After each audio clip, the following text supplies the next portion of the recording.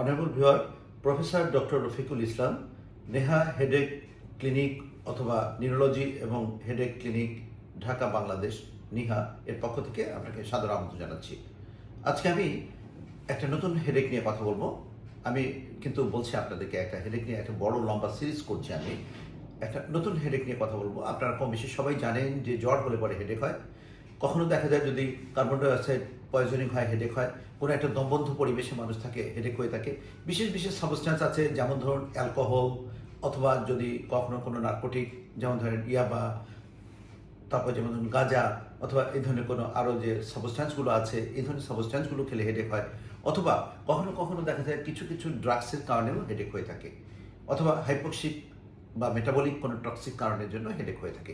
এই সমস্ত যে এলিমেন্টগুলো বললাম, এর কারণে যে হেডেক হয়ে থাকে, সেই হেডেকের নাম হলো টক্সিক হেডেক, অথবা এটাকে আমরা ভাস্কুলার টক্সিক হেডেকও বলতে পারি। এই যে টক্সিক হেডেকটা একটা সিস্টেমিক ইলনেস অফ হেডেকের একটা পার্ট। এই ধরনের হেডেক কেন হয়ে থাকে?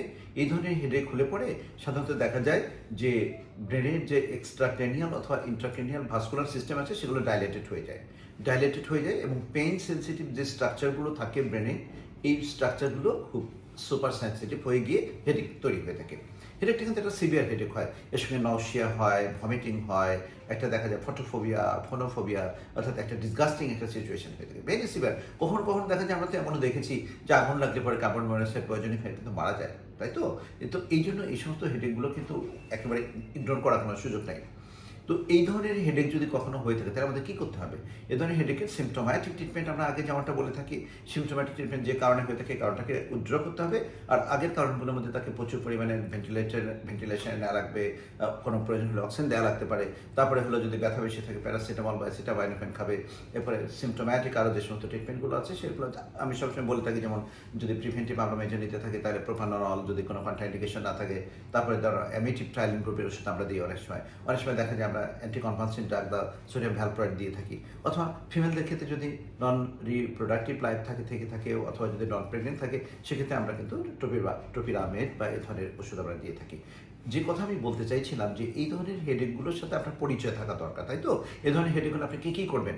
আপনি নিজে যদি বাসায় বসে ওই সিমটোম্যাটিক যে ট্রিটমেন্টগুলোর কথা বললাম, বা আপনার যেমন পর্যাপ্ত পানি খেতে হবে, নিউট্রিশন মেনটেন করতে হবে, এগুলো করে যদি ইমপ্রুভমেন্ট না হয়, তাহলে তো অবশ্যই আপনাকে ডক্টরের শরণাপন্ন হতে হবে।